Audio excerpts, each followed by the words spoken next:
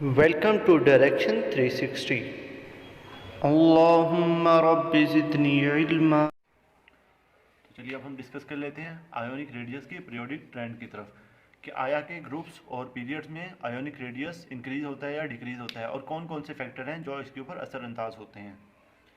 Define ionic radius. The average distance between the centre of nucleus and valence shell of an ion is called ionic radius. यानी कि late कर लेते हैं ये nucleus है, ये हमारा आउटर मोस्ट शेल है, ये इसके ऊपर इलेक्ट्रॉन है जी, इसने यानी कि लॉस भी किया है, ये एक आयन है, इसके ऊपर चार्ज होगा। तो यहाँ से लेके जो यहाँ का डिस्टेंस है, ठीक है जी, क्या होगा, वो आयोनिक रेडियस कहलाएगा इस आयन का। आयोनिक रेडियस के कौन कौन से यूनिट्स होते हैं जी? पिकोमीटर, नैनोमीटर और एंगस्ट्रॉम, ये तीनों यूनिट हैं जो कि आयोनिक रेडियस को मेजर करने के काम आते हैं। एग्जांपल ले लेते हैं, सोडियम जब लॉस करते हैं इलेक्ट्रॉन को, उसके बाद सोडियम पॉजिटिव चार्ज इसके ऊपर आ जाता है, उसका आयोनिक रेडियस क्या है जी? 96 पिकोमीटर है। मजीद फैक्टर्स को डिस्कस कर लेते हैं कि कौन कौन से फैक्टर आयोनिक रेडियस के ऊपर असरअंदाज होता है। नंबर ऑफ इलेक्ट्रॉन्स शेल या नंबर ऑफ इलेक्ट्रॉनिक शेल्स, जितने ज़्यादा शेल होंगे उतना ज़्यादा आयोनिक रेडियस होगा जी, ठीक है। Nuclear charge in inversely proportion to ionic radius, जितना ज़्यादा न्यूक्लियर चार्ज उतना ही कम आयोनिक रेडियस होगा, यानी कि इन्वर्स रिलेशन में है।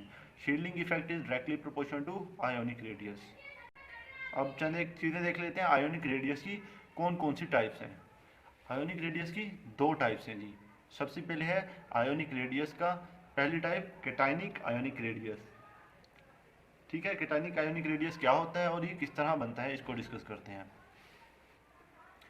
Cationic ionic radius, cationic radius when an atom lose its one or more valence electron to form cation, उसको क्या कहेंगे? Cationic radius. जब कोई एटम क्या करता है, लूज करता है इलेक्ट्रॉन को, तो उसके ऊपर कौन सा चार्ज आता है? Positive charge.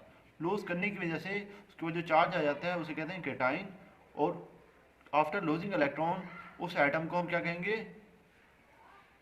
कैटायनिक स्पीशी या आयोनिक स्पीशी कहेंगे। उसके रेडियस को हम कैटायनिक रेडियस कहेंगे, ठीक है जी।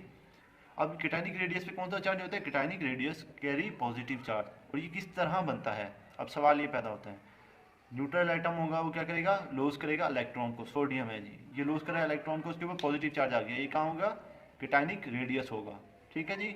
अब एक सवाल पैदा हो जाता है यहाँ पे, बड़ा अहम सवाल है, why the size of cationic radius is, ठीक है, less than the parent atom.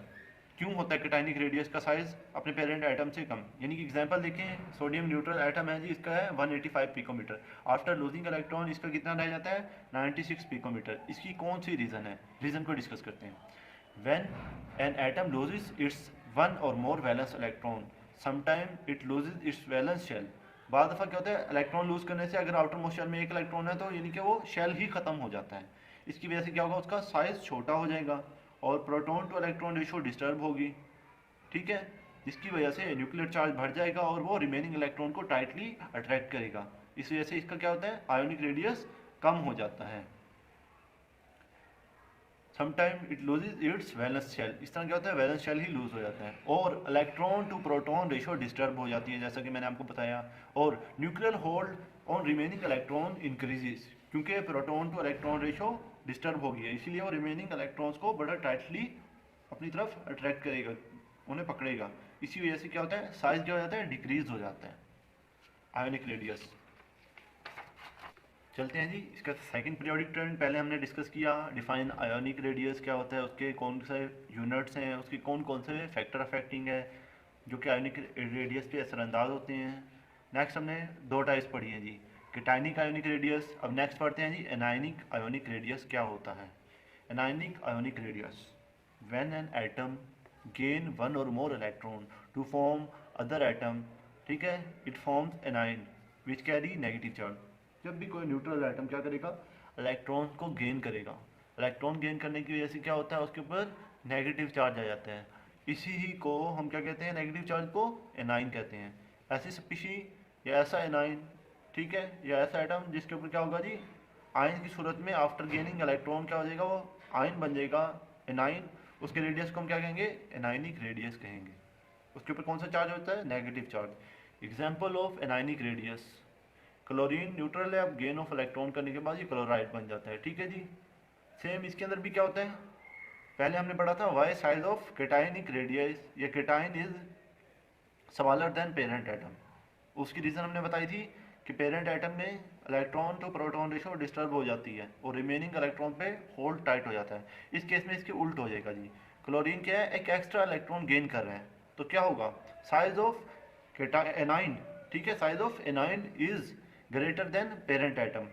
Example देख लो, क्लोराइड है उसका 181 पिकोमीटर है, जबकि क्लोरीन जो सिंगल एटम है उसका 96 पिकोमीटर है। इसकी रीज़न क्या क्या है जी, रीज़न क्या है जी कि इसका साइज बड़ा हो रहा है अपने पेरेंट एटम से। रीज़न है जी increase in number of electron, number of electron क्या हो रहे हैं, एक्स्ट्रा हो रहे हैं, एक्स्ट्रा गेन ऑफ इलेक्ट्रॉन हो रहे हैं। इलेक्ट्रॉन्स रिपल्शन अकर, इलेक्ट्रॉन के इलेक्ट्रॉन में जो कि आउटर मोस्ट शेल में है उसकी इनकमिंग इलेक्ट्रॉन के साथ रिपल्शन होगी और साइज बढ़ जाएगा। Because increase in valence shell of electron, बाद दफ़ा क्या होता है वैलेंस शेल भी इंक्रीज हो जाता है इलेक्ट्रॉन ऐड करने से जी, ठीक है। So increase in negatively charge, increase in size of ion, इसी वजह से क्या होगा, नेगेटिवली चार्ज इंक्रीज होगा तो साइज ऑफ आयन इंक्रीज होगा। इसको थोड़े समझने की ज़रूरत है, नेगेटिव चार्ज किस तरह इंक्रीज होगा। लेट कर लेते हैं किसी एटम के पास पहले से 7 इलेक्ट्रॉन है, ठीक है जी। उसके बाद क्या होगा, वो गेन ऑफ इलेक्ट्रॉन करेगा, गेन ऑफ इलेक्ट्रॉन में क्या होगा, वो गेन इलेक्ट्रॉन करेगा तो उसका साइज बड़ा हो जाएगा। क्यों बड़ा होगा, पहले 7 इलेक्ट्रॉन को 7 प्रोटॉन मिसाल कर लेते हैं कि वो अट्रैक्ट कर रहे थे, अब एक इलेक्ट्रॉन ज़्यादा हो गया है, इनके electron to proton ratio disturb हो गया है, ठीक है। अब क्या होगा, तो उसका साइज इंक्रीज हो जाएगा, इसी वजह से size of anion is greater than parent atom. ये थी वीडियो जी अबाउट एटॉमिक या sorry about ionic radii. Video अच्छी लगी हो तो वीडियो को लाइक करें, चैनल को सब्सक्राइब करें, मज़ीद बेल के आइकन को क्लिक करना मत भूलिएगा ताकि आपको आने वाली हर नई वीडियो का नोटिफिकेशन सबसे पहले मिलता रहे। जज़ाकल्लाह।